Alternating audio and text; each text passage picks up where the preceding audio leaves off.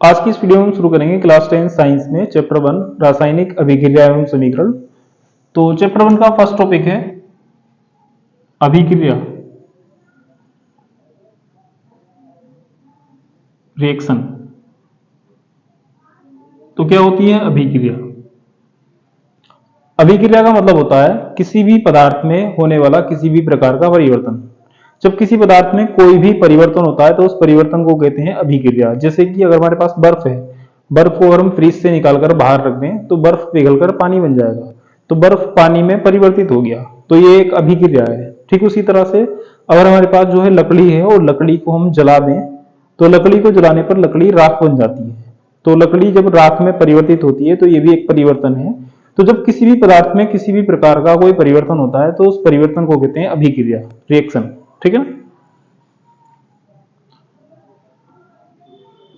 किसी पदार्थ में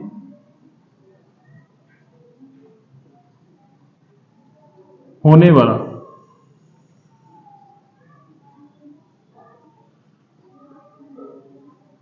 किसी भी प्रकार का परिवर्तन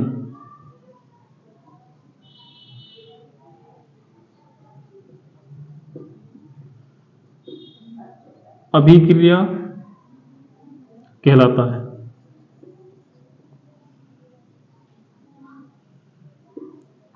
एग्जाम्पल देख लेते हैं, इसके एग्जाम्पल कौन कौन से होंगे। तो पहला एग्जाम्पल जैसे कि मैंने बताया था, बर्फ का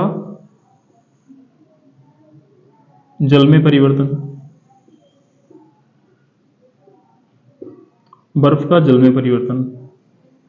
दूसरा एग्जाम्पल हम ले सकते हैं लकड़ी का जलना।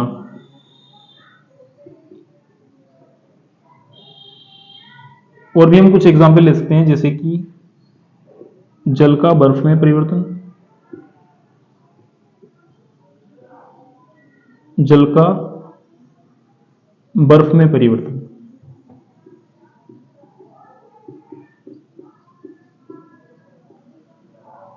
नेक्स्ट, दूध का दही में परिवर्तन।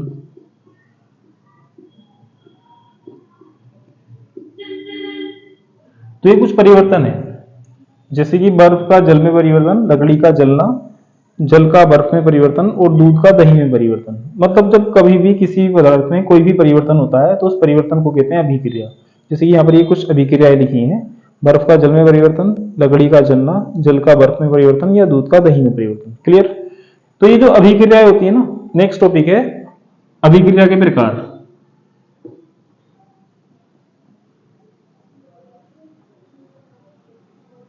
अभिक्रिया के प्रकार, तो ये सब जो परिवर्तन है ये सब अभिक्रिया है। अभिक्रिया कहते हैं किसी भी प्रकार के परिवर्तन को।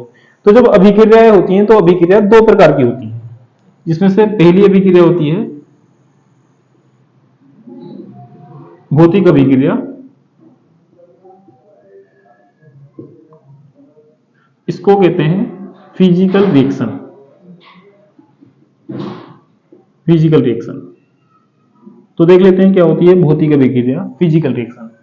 भौतिक अभिक्रिया किसी भी पदार्थ में होने वाला एक ऐसा परिवर्तन है कि एक बार अगर वो परिवर्तन कर दिया जाए तो उस पदार्थ को परिवर्तित होने के बाद भी उसी रूप में वापस ला सकते हैं जिस रूप से उसको परिवर्तित किया था।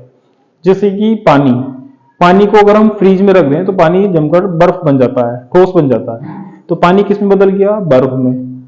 जब हम बर्फ को वापस फ्रिज से निकालकर बाहर रखेंगे तो बर्फ जो है पिघल कर पानी में बदल जाएगा। तो ये एक ऐसा परिवर्तन है जिसको हम जिस रूप से शुरू करते हैं और हम इसे पहले दूसरे रूप में बदलते हैं तो उस दूसरे रूप को वापस उसी रूप में लाया जा सकता है। जैसे कि पहले हमने पानी को फ्रिज में रखकर बर्फ बना दिया, फिर हम बर्फ को फ्रिज से निकालकर वापस पानी में बदल सकते हैं। तो एक ऐसा परिवर्तन जिसको हम वापस उसी रूप में ला सकते हैं जिस रूप से हमने उसे परिवर्तित किया, उसे कहते हैं भौतिक अभिक्रिया, फिजिकल रिएक्शन। ठीक है? वह परिवर्तन जिसे पुनः उसी रूप में लाया जा सकता है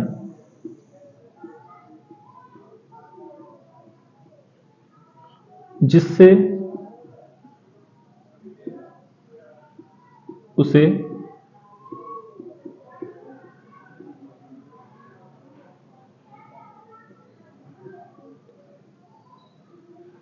परिवर्तित किया गया था।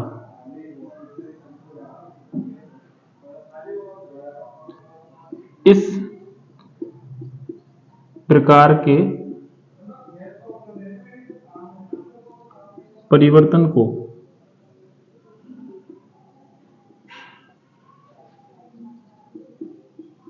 भौतिक अभिक्रिया कहते हैं।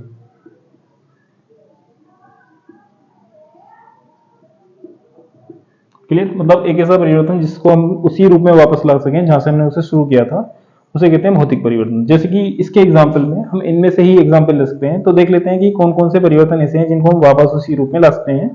जैसे कि पहला परिवर्तन है बर्फ का जल में परिवर्तन। अगर हम बर्फ को पिघलाकर जल में बदलते हैं तो जल को वापस फ्रीज में रखकर बर्फ में बदला जा सकता है। तो ये एक ऐसा परिवर्तन है जिससे हम शुरू करते हैं, वापस उसी रूप में आ जाता है जिस रूप में ये पहले था। ठीक उसी तरह से इसमें जो तीसरा एग्जाम्पल है यह है जल का बर्फ में परिवर्तन। तो अगर हम जल को पिघलाकर बर्फ बना दें तो बर्फ को भी वापस जल में बदला जा सकता है।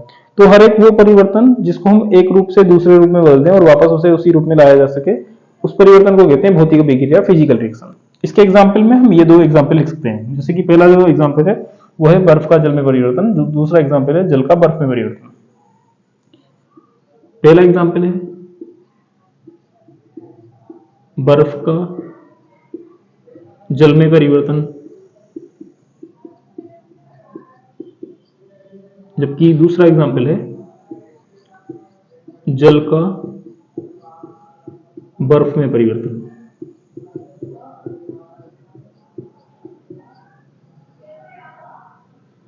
नेक्स्ट, तो ये पहली अभिक्रिया है भौतिक अभिक्रिया।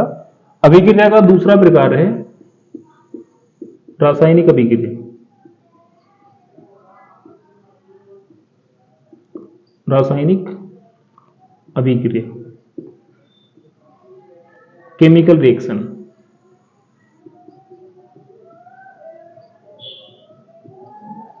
तो देख लेते हैं किसे कहते हैं रासायनिक अभिक्रिया या केमिकल रिएक्शन।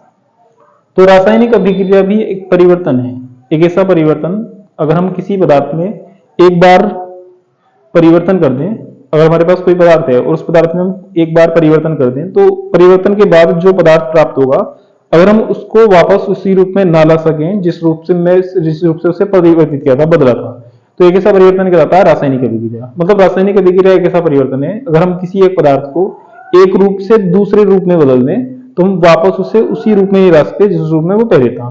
तो इस प्रकार के सभी परिवर्तन कहलाते हैं रासायनिक परिवर्तन या रासायनिक अभिक्रिया। वह परिवर्तन जिसे पुनः उसी रूप में नहीं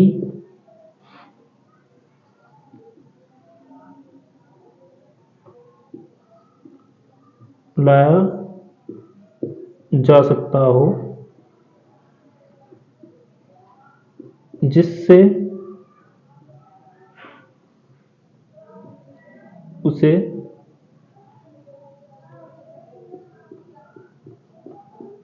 परिवर्तित किया गया हो।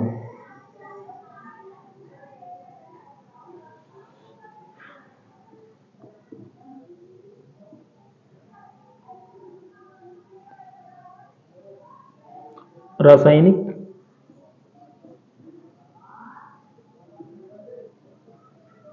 अभिक्रिया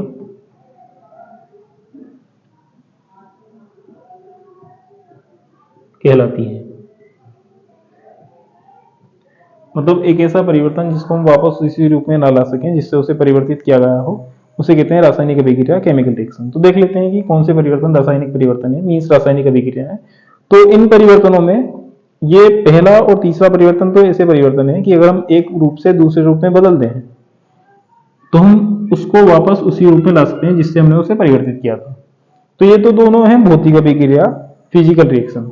लेकिन एक ऐसा परिवर्तन जिसको हम वापस उसी रूप में नहीं ला सकते जिससे हमने उसको परिवर्तित किया था, उसको कहते हैं रासायनिक अभिक्रिया। जैसे कि लकड़ी का जलना, अगर हम एक बार लकड़ी को जला दें तो लकड़ी राख या कोयले में बदल जाती है, तो हम उस राख या कोयले को वापस लकड़ी में नहीं बदल सकते। तो ये एक ऐसा परिवर्तन है जिसको हम एक रूप से दूसरे रूप में बदल दें तो इसे वापस उसी रूप में नहीं लाया जा सकता जिससे इसको परिवर्तित किया गया था। ठीक उसी तरह से दूध का दही में परिवर्तन, एक बार अगर दूध दही में परिवर्तित हो जाए तो हम दूध दही को वापस दूध में परिवर्तित नहीं कर सकते। तो ये जो सेकंड और थर्ड है ना, सेकंड और फोर्थ, ये दोनों के दोनों रासायनिक अभिक्रिया है, मीन्स रासायनिक परिवर्तन है, क्योंकि हम इनको अगर एक रूप से दूसरे रूप में बदल दें तो वापस उसी रूप में नहीं लाया जा सकता जिस रूप से इनको परिवर्तित किया गया था। तो ये तो कुछ एग्जाम्पल्स हैं, इस तरह से और भी बहुत सारे एग्जाम्पल हो सकते हैं। तो टॉपिक था अभिक्रिया, रिएक्शन। अभिक्रिया होता है किसी भी पदार्थ में होने वाला किसी भी प्रकार का परिवर्तन, जैसे कि इन पदार्थों में भी कुछ परिवर्तन हो रहे हैं। अभिक्रिया जो है दो प्रकार की होती है, भौतिक अभिक्रिया और रासायनिक अभिक्रिया। भौतिक अभिक्रिया एक ऐसी अभिक्रिया होती है, अगर हम किसी पदार्थ में एक बार कोई परिवर्तन कर दें तो उस पदार्थ को परिवर्तित होने के बाद वापस उसी रूप में लाया जा सकता है जिस रूप में वो पहले था। तो इस प्रकार की अभिक्रिया कहलाती है भौतिक अभिक्रिया। लेकिन अगर हम किसी पदार्थ को एक रूप से दूसरे रूप में बदल दें और हम वापस उसे उसी रूप में ना ला सकें जिस रूप में वो पहले था, तो ऐसा परिवर्तन कहलाता है रासायनिक अभिक्रिया। जैसे रासायनिक अभिक्रिया के एग्जाम्पल है लकड़ी का जलना और दूध का दही में परिवर्तन। ठीक है, चैप्टर का नाम है रासायनिक अभिक्रिया एवं समीकरण। तो इस चैप्टर में हम सिर्फ रासायनिक अभिक्रियाओं के बारे में पढ़ेंगे और हम रासायनिक समीकरण के बारे में पढ़ेंगे। क्लियर?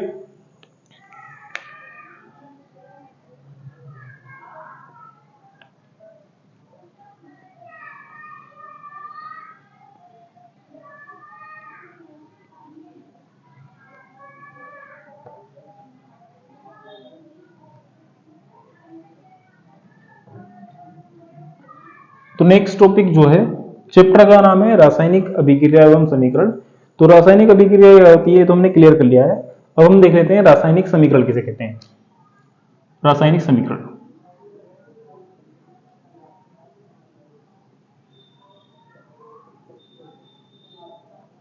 रासायनिक समीकरण केमिकल इक्वेशन। तो क्या होती है रासायनिक समीकरण या केमिकल इक्वेशन? तो रासायनिक अभिक्रिया का मतलब होता है एक ऐसा परिवर्तन जिसको हम किसी एक रूप से अगर दूसरे रूप में परिवर्तित कर दें तो हम उसे वापस उसी रूप में नहीं ला सकते जिस रूप में वो पहले था। जैसे कि दूध का दही में परिवर्तन, जब दूध दही में बदल जाता है तो दही को हम वापस दूध में नहीं ला सकते, दूध में कन्वर्ट नहीं कर सकते। तो दूध का दही में बदलना एक रासायनिक अभिक्रिया है। ठीक है ना? लेकिन नेक्स्ट टॉपिक है रासायनिक समीकरण। तो रासायनिक समीकरण क्या होती है? अगर हम किसी रासायनिक अभिक्रिया को लिखित रूप में व्यक्त करते हैं, लिखित रूप में पेपर पर या बोर्ड पर, तो किसी अभिक्रिया का जो लिखित रूप होता है ना उसे कहते हैं रासायनिक समीकरण, केमिकल इक्वेशन। जैसे कि जब हम दूध को दही में बदल रहे होंगे तो दूध को दही में बदलने के लिए हम दूध को किसी बर्तन में रखते हैं। जब हम दूध को किसी बर्तन में रखते हैं तो दूध में अगर हम कोई खट्टा पदार्थ डाल दें तो धीरे धीरे वो जो है दही में बदलना शुरू हो जाता है। तो जब दूध दही में बदल रहा है तो वो एक रासायनिक अभिक्रिया हो रही है। लेकिन इस अभिक्रिया को अगर हम लिखकर व्यक्त कर दें, नोट कर लें, तो उसका जो लिखित रूप होता है उसे कहते हैं रासायनिक समीकरण। ठीक है, तो रासायनिक समीकरण क्या होता है? किसी रासायनिक अभिक्रिया का लिखित रूप।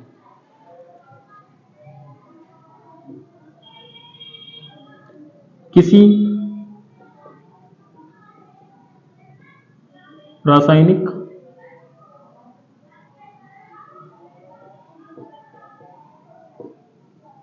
अभिक्रिया का लिखित रूप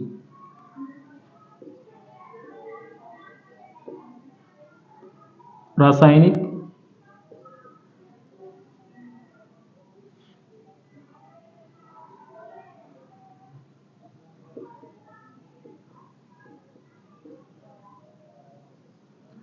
रासायनिक समीकरण कहलाता है।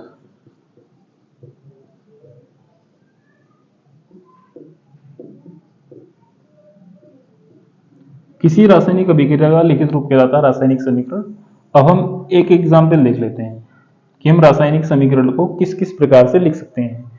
तो हम किसी रासायनिक समीकरण को, मीन्स किसी रासायनिक अभिक्रिया को जब हम रासायनिक समीकरण लिखेंगे तो हम रासायनिक समीकरण तीन प्रकार से लिख सकते हैं। ठीक है ना? तो देखो, पहला रूप होता है फर्स्ट होता है वाक्य रूप। वाक्य रूप में क्या करते हैं, जो परिवर्तन होता है ना उसको एक वाक्य के रूप में लिख लेते हैं। जैसे कि मान लेते हैं कि कार्बन ऑक्सीजन से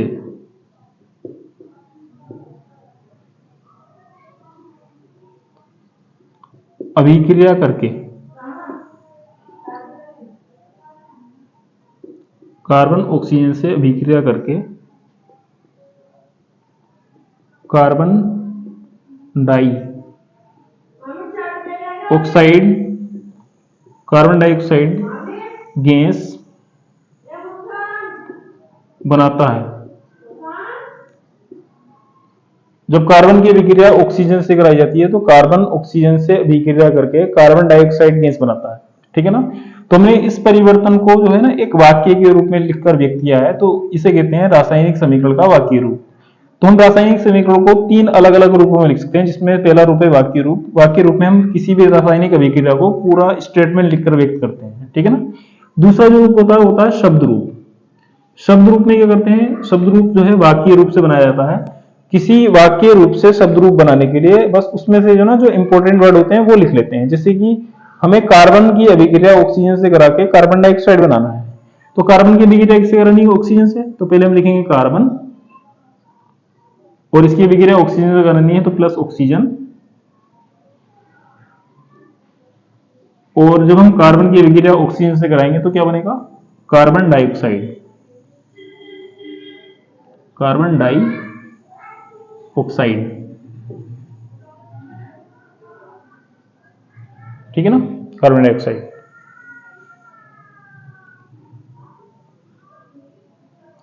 तो ये जो है ना इस वाक्य रूप से कुछ शब्दों को लेकर लिखा गया रूप है, तो इसको कहते हैं शब्द रूप।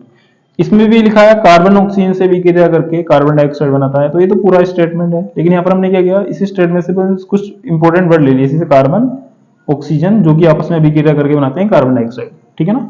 तो ये बीच में जो साइन होता है ना, इस साइन को पढ़ते हैं इज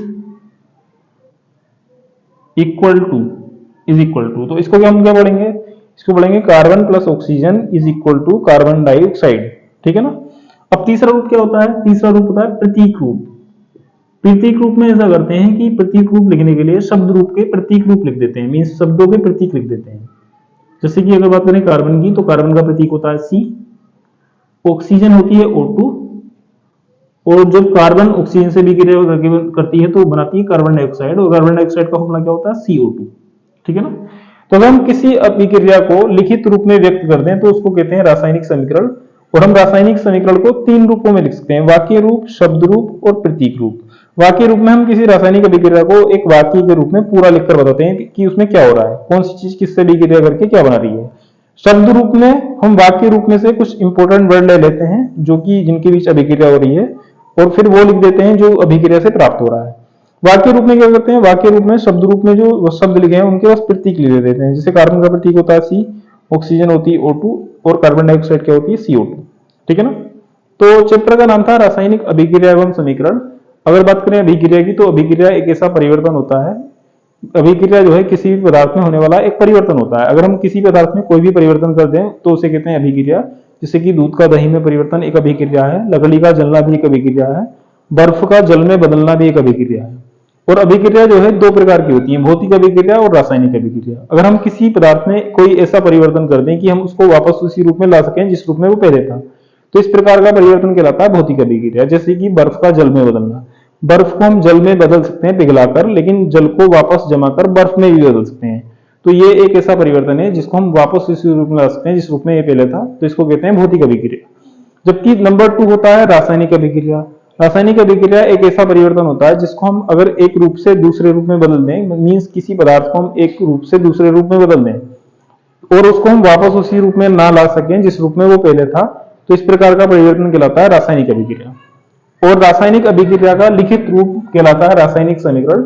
और हम किसी रासायनिक समीकरण को तीन अलग अलग रूपों में लिख सकते हैं। पहला रूप होता है वाक्य रूप, दूसरा रूप होता है शब्द रूप, और तीसरा रूप होता है प्रतीक रूप।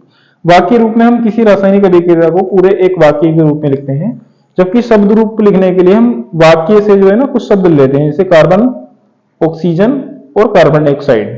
ठीक है ना। और जब तीसरा रूप लिखते हैं प्रतीक रूप, तो जो शब्द रूप होता है उन शब्दों के प्रतीक लिख लेते हैं, जैसे कार्बन का प्रतीक C, ऑक्सीजन का प्रतीक O2 और कार्बन डाइऑक्साइड का प्रतीक CO2। क्लियर।